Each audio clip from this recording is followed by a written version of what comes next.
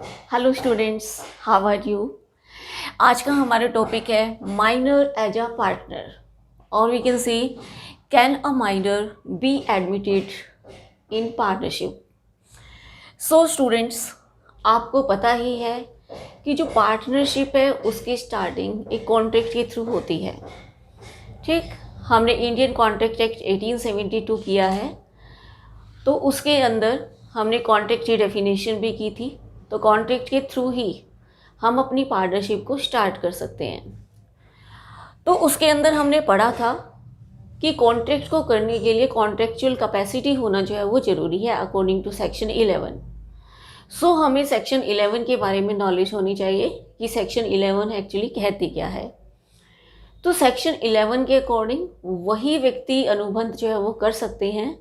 Contractual capacity जो है वो उन्हीं लोगों में होती है, फर्स्ट ऑफ ऑल जो मैच्योर हो, साउंड माइंड के हो और लोग किसी भी लॉ द्वारा जिन्हें डिसक्वालीफाइड डिक्लेयर ना किया गया हो।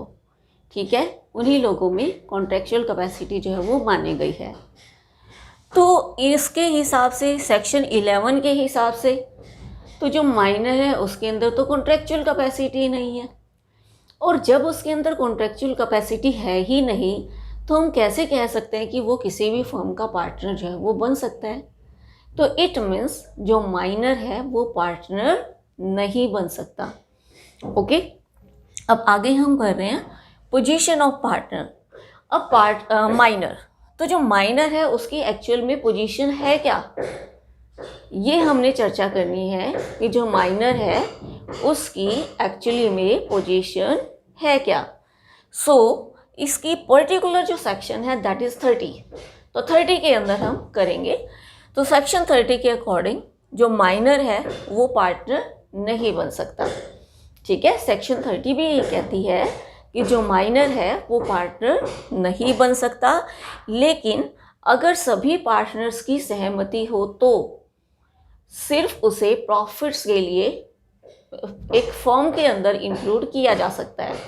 ठीक है, लेकिन क्या बात रखी इन्होंने कि सभी पार्टनर्स की कंसेंट हो। तो मान लीजिए ABCD 4 पार्टनर हैं और E जो है वो माइनर है, उसको इंक्लूड करना चाहते हैं, तो ABCD सभी की कंसेंट जो है वो होना ज़रूरी है। अगर इनमें से किसी एक की भी कंसेंट नहीं होगी तो नेचुरली उसको आप प्रॉफिट्स के लिए इंक्लूड नहीं कर पाओगे। तो ये चीज़ जो है वो आपने ध्यान में रखनी है कि सभी के कंसेंट होना जो है वो ज़रूरी है। ये इस बात पर डिपेंड करती है कि ये जो थ्योरी है कि जो माइनर है वो कभी भी प्रॉमिसर नहीं हो सकता। माइनर जो है वो कभी भी प्रॉमिसर नहीं हो सकता, प्रॉमिस ही हो सकता है। इससे रिगार्डिंग एक फेमस केस आपने पढ़ा होगा जब हमने कॉन्ट्रैक्ट एक्ट किया था, मोहरी बीवी वर्सेस धर्मदास घोष।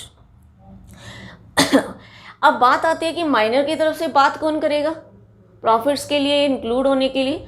तो माइनर का जो गार्जियन है वो अदर जो पार्टनर्स है उनके साथ बातचीत कर सकता है कि इतनी जो है वो कैपिटल इन्वेस्ट होगी, इतना ये हमारी टर्म्स एंड कंडीशंस जो है वो रहेंगी और इतने प्रॉफिट के लिए माइनर को आप इंक्लूड जो है वो कर लीजिए।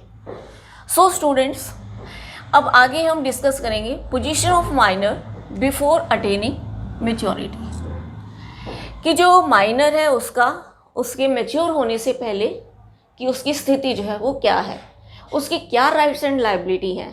अभी जो माइनर है मैच्योर नहीं हुआ है तो उससे पहले उसके क्या राइट्स और रिस्पॉन्सिबिलिटीज जो है वो रहेंगी। सबसे पहले जो माइनर है वो उसको अगर आप एक फर्म के अंदर इंक्लूड करना चाहते हो तो सभी पार्टनर्स की कंसेंट लेना जो है वो ज़रूरी है। जैसा कि मैंने बताया कि जब तक सभी पार्टनर्स की कंसेंट आप नहीं लोगे तब तक आप एक माइनर को फर्म के अंदर इंक्लूड नहीं कर सकते। ठीक है, राइट्स में क्या है कि सभी पार्टनर्स की कंसेंट लेना जो है वो ज़रूरी है, अदरवाइज वो एक फर्म के अंदर इंक्लूड नहीं हो सकता। इसके अलावा जो एक माइनर है उसको ये राइट है, क्योंकि वो फर्म के अंदर कैपिटल लेकर आ रहा है, अमाउंट जो है वो इन्वेस्ट कर रहा है, तो जो माइनर है उसको ये राइट है कि फर्म के प्रॉफिट में पार्टिसिपेट कर सके। ठीक है, share in profit, profit sharing कर सके और फर्म की प्रॉपर्टी में पार्टिसिपेट कर सके। He has right to have share in property and profit. तो दोनों में यानी शेयर करने का उसका राइट जो है वो बनता है। इसके अलावा अगर जो आपका पार्टनर है वो डिसएसोसिएट होता है फर्म से, डिसएसोसिएट मतलब अपने आप को सेपरेट जो है वो फर्म से करता है, माइनर, तो उस सिचुएशन में क्या होगा?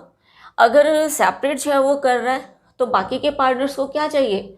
उनको चाहिए कि उसका जो शेयर बनता है प्रॉफिट का या जो प्रॉपर्टी का जो शेयर बनता है वो उसको दे दे। अगर वो उसको नहीं देते हैं तो उसका ये राइट बनता है कि वो फर्म के ऊपर जो है वो केस कर सके, ठीक है, कि वो फर्म के ऊपर क्या कर सके? केस जो है वो कर सके, ऐसा उनका राइट जो है वो बनता है। इसके अलावा अब उनका शेयर जो है वो कितना बनेगा?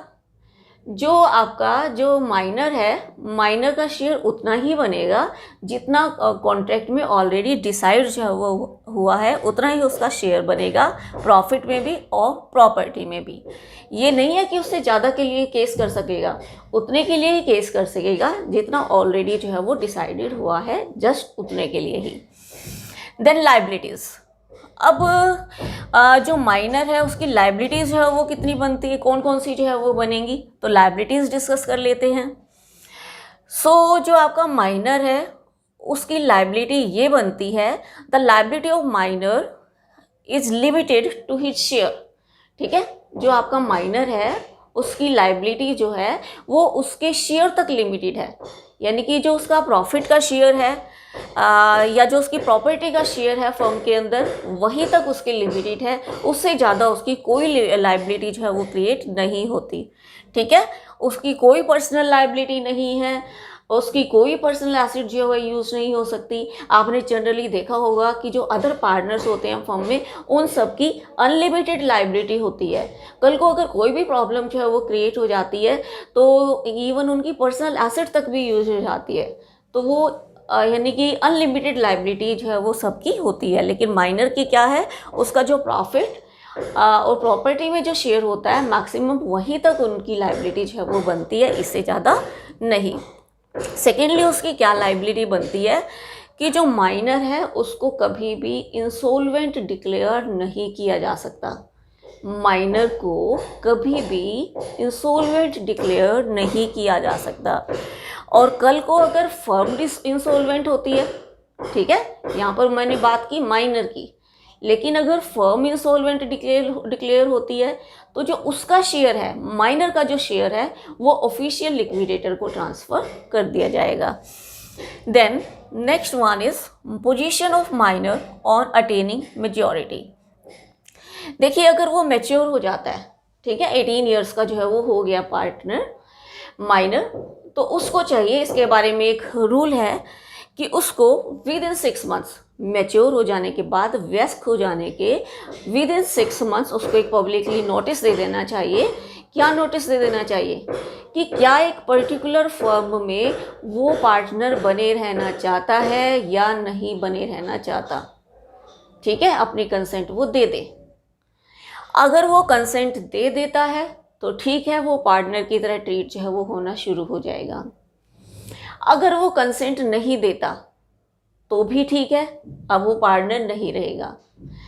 अब क्वेश्चन ये अराइज होता है कि वो कोई जवाब ही नहीं देता, 6 मंथ्स जो है वो बीत चुके हैं लेकिन उसकी तरफ से कोई आंसर नहीं आया।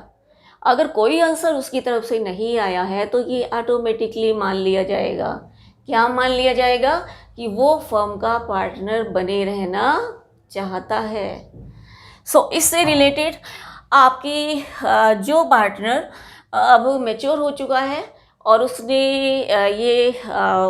ये अडोप्ट कर लिया है कि वो फर्म के अंदर पार्टनर जो है वो बने रहना चाहता है, तो उसकी क्या राइट्स और रिस्पॉन्सिबिलिटी जो है वो होंगी। When he elects to become a partner, तो जब उसने डिसाइड कर लिया है कि मैं पार्टनर बना रहूँगा तो उसकी क्या राइट्स और रिस्पॉन्सिबिलिटी होंगी, तो वो हम स्टडी करेंगे। फर्स्ट ऑफ ऑल कि अगर उसने डिसाइड कर लिया है कि वो पार्टनर बना रहेगा तो नेचुरली वो आगे थर्ड पार्टी के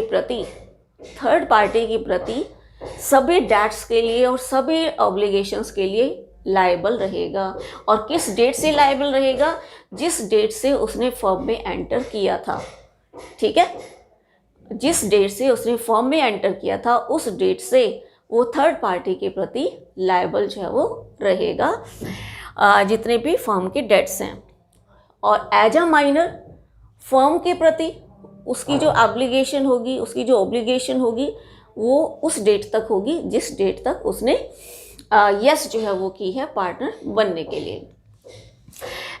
देन उसका जो हिज शेयर ऑफ प्रॉफिट और property remain the same when he was a minor, कि जब वो माइनर था और उसका जो शेयर ऑफ प्रॉफिट और प्रॉपर्टी फिक्स किया गया था वही अब जो है वो बना रहेगा, जब तक कि कोई अलग से क्लोज ना डाला जाए या चेंज ना किया जाए, तो सेम जो है वो प्रॉफिट रहेगा। The next one is when he doesn't elects to become a partner, जब उसने ये डिसाइड किया है कि वो पार्टनर नहीं बनेगा आगे। ठीक, तो क्या उसके राइट्स और ड्यूटीज़ जो है वो रहेंगे? फर्स्ट ऑफ ऑल, अगर उसने पब्लिकली नोटिस दे दिया है कि वो यानी कि पार्टनर जो है वो नहीं बनेगा, तो उस सिचुएशन में जिस डेट को, जिस पर्टिकुलर डेट को उसने पब्लिक नोटिस दे दिया है, तो उस डेट से उसकी जो राइट्स और रिस्पॉन्सिबिलिटी है वो अब नहीं रहेंगी। ठीक है, अगर आज की डेट में नोटिस देता है तो आज के बाद उसकी एज अ माइनर कोई राइट्स और रिस्पॉन्सिबिलिटी जो है वो नहीं रहेंगी। सेकेंडली, उसका जो प्रॉफिट का शेयर है, क्योंकि उसने तो पब्लिक नोटिस दे दिया है कि वो माइनर नहीं रहेगा, अब जब पब्लिक नोटिस दे दिया है तो उसका जो प्रॉफिट का शेयर है वो भी इन फ्यूचर लायबल नहीं रहेगा उन काम के लिए, फर्म जो काम कर रही है उसके पब्लिक नोटिस देने के बाद, फर्म्स के एक्ट के लिए। इसके अलावा उसको अपना जो प्रॉफिट का शेयर है या प्रॉपर्टी का शेयर है वो उसको अगर नहीं मिला है तो उसको रिसीव करने के लिए वो फर्म के ऊपर केस भी जो है वो कर सकता है। अब बात आती है कि कई जो पार्टनर होते हैं वो क्लियर कट नोटिस नहीं देते हैं कि हम पार्टनर जो है वो बना रहना चाहते हैं, माइनर पार्टनर ने नोटिस नहीं दिया, इवन देन वो जस्ट रिप्रेजेंटेशन करते हैं थर्ड पार्टी के सामने कि मैं इस फर्म में पार्टनर के तौर पर काम कर रहा हूँ। ठीक है, मैं जो है एक्टिव पार्टनर हूँ, मैं कोई माइनर नहीं हूँ, मैं मैच्योर हो चुका हूँ, और उसके साथ उसके बेसिस पर जो थर्ड पार्टी है वो ट्रांजैक्शन कर लेती है। तो इस सिचुएशन में बेशक उसने नोटिस दिया हो या नहीं दिया हो, उसको पार्टनर मान लिया जाएगा। Okay student.